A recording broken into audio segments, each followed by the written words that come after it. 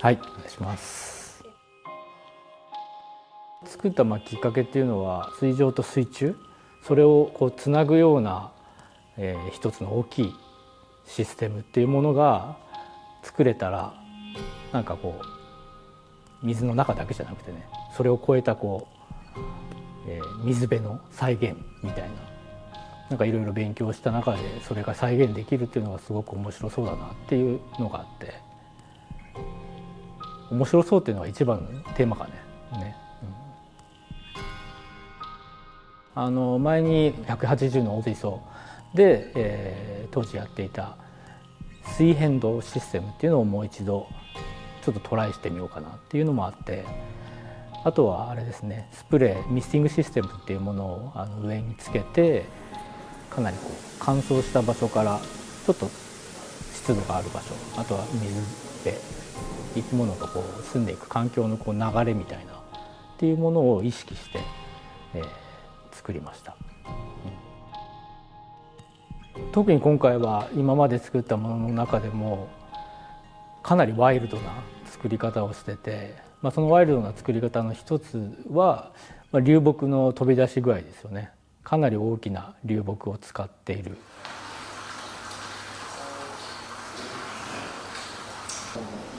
なんか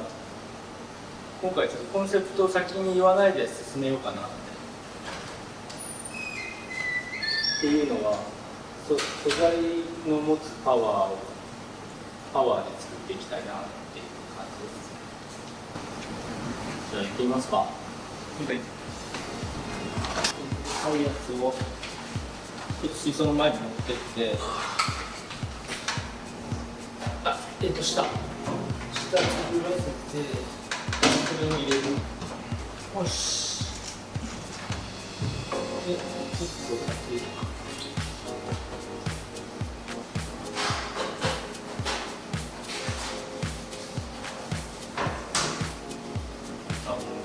かなり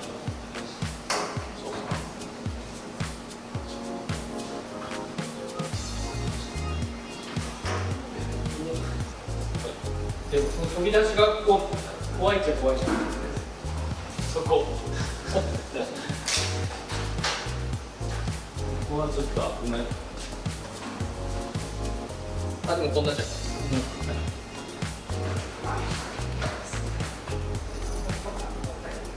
足を内側にしてこのままいく感じで、そうだ。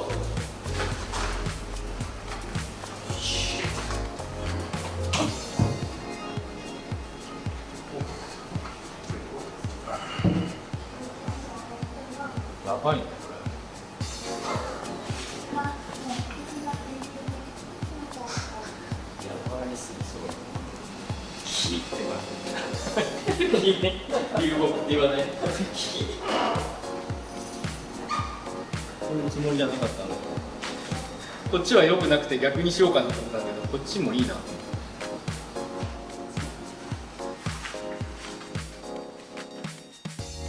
結構決めないんですよね。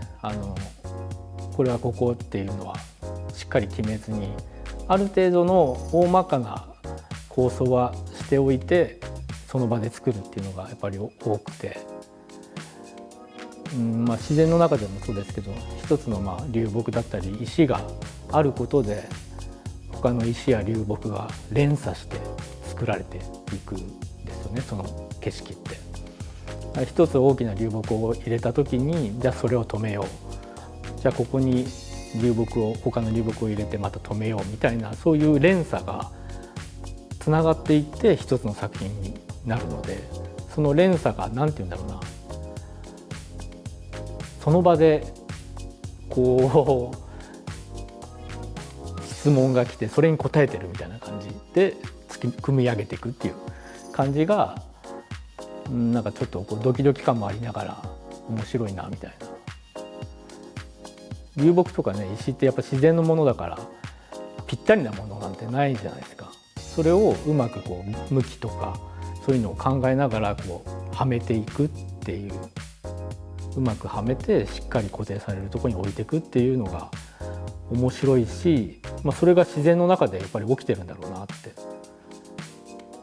思ってますね。だから自然の中に行った時っていうのはやっぱり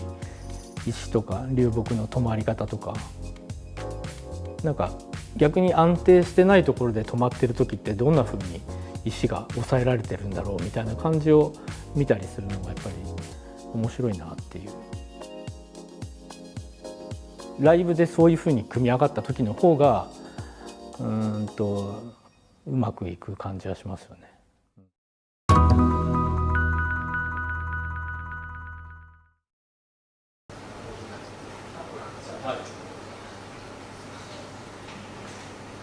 左にある90みたいな感じでちょっと水位を下げようかなと思って、前にやった水位変動とかも取り入れて、あと水上のそのパルダリウムの部分、水上部分と水中部分をこう融合したような面白い水槽がいいなって思ってます。っていうのもやっぱりね、地震でこうやめちゃってる人、お客さんとかやっぱりいるし、なんかやめた人がなんかまたアクアリウム面白いのできるなとか、なんかそういうアイデアの一つのきっかけになればいいなと思って、ちょっと面白い施設を目指して作りたいと思います。どちらかというとやっぱそういうアクアテラの場合は、水上部分をしっかり作れるような構図を作って、水中部分はどうしても光がこうあまり届かないところもあるんで、ちょっと水草に関してはたくさんの種類はやっぱ使えないんですけど、しっかりやっぱりその水上部分の構図を作るための素材選びっていうのがやっぱ大切かなっていうふうに思いますね。大きな流木を使ってしっかりこう大きめの石で留めるっていうのが重要かなっていう。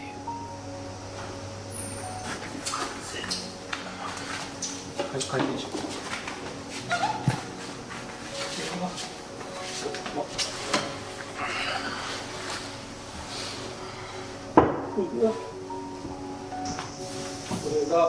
これでも足りないかな。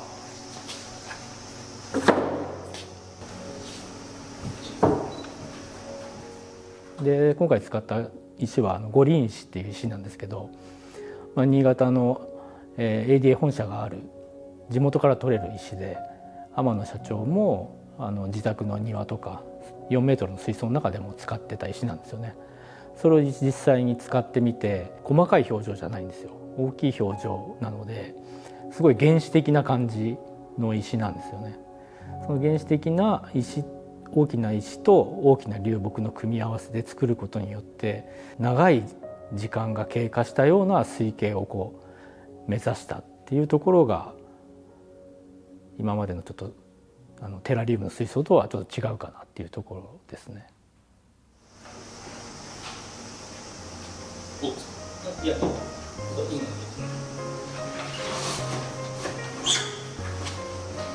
これだな。それを基準に石積み重ねていくか。ちょっと軽石こうやって、石を石にこの小さい石を入れて、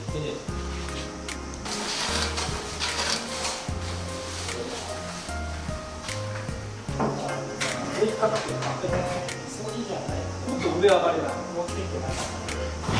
そうです。いいじゃんこれ。超いい。ちょうどっすかねこれ。ちょうどだこ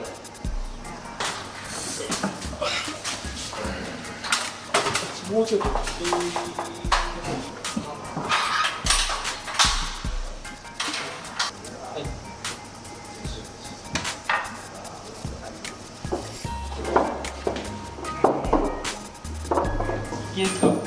こう下から入れて、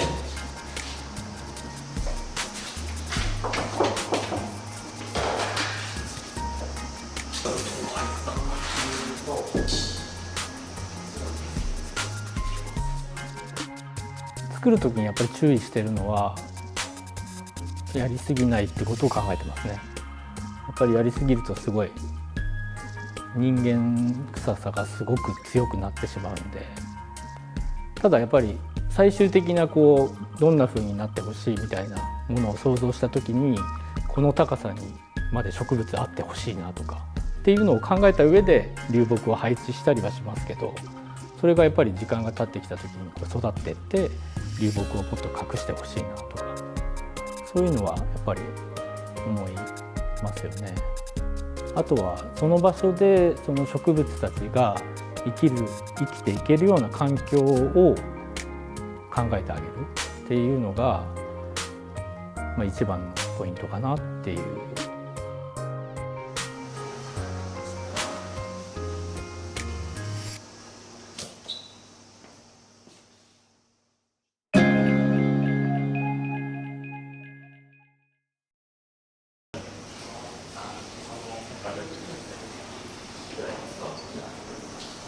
できれば右と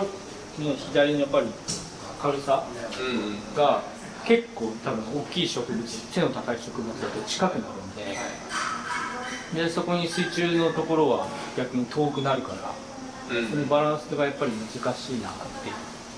ただそれは俺時間の調整でなんとかなるんじゃないかなって思ってるけど、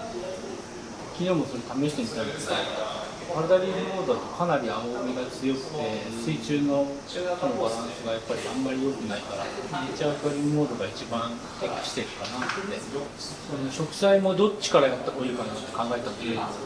ぱりこう水上部分から作り上げていって、で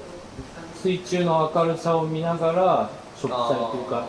決めていった方がいいかなって今思って。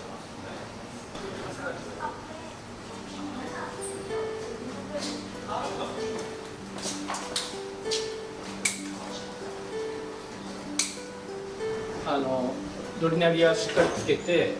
文字と背景、鎌田君当ててもらって決定してくれます。正直私使ってる植物たちって地域とかも全部違うわけですよ。いろんなところの国の植物、日本の植物もあったりしてるんだけども、ただ湿度とか光の当たり方とかそういうところはよく考えて設置してますね。なるべく乾燥に強い植物を大黒柱みたいな流木につけてあげることによって、それをつけて、空中湿度を上げていくっていう感じですね。そうするとその空中湿度が上がったところに乾燥に弱い植物もこう入れれるようになってくるんで、そういう最初の部分は手助けをしてあげるけど、あとはうまくこう育つように少しずつこう調整を加えながら、あとはもう植物たちに任せるっていう、そういうところを考えるのが面白いし、難しいポイントでもありますけどね、難しいポイントでありながら一番面白いところっていう感じかな。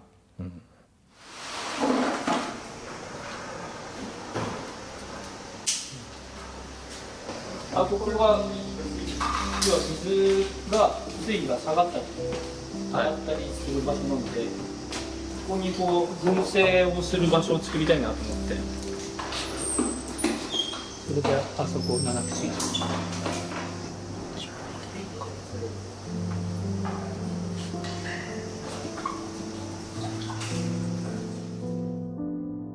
一番最初はどうしても何もないところに植物をつけて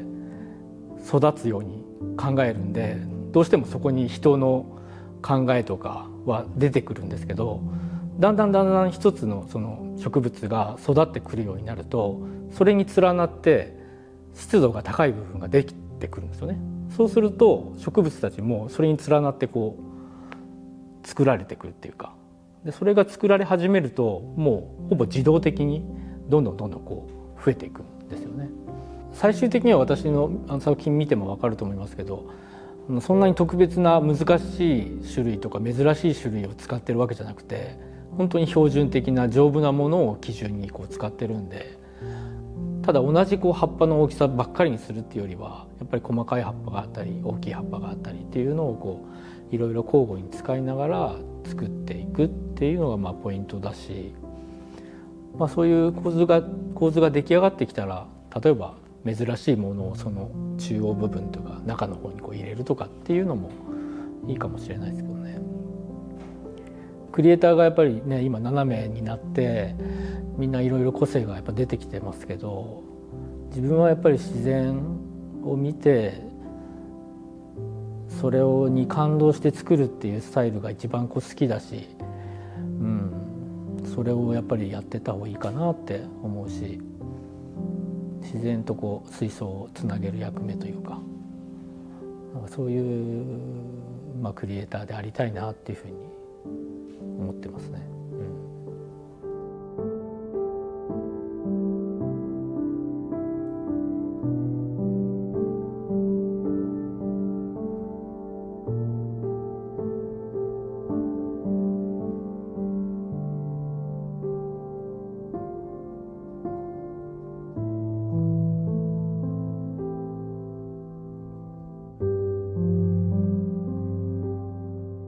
やっぱり自分が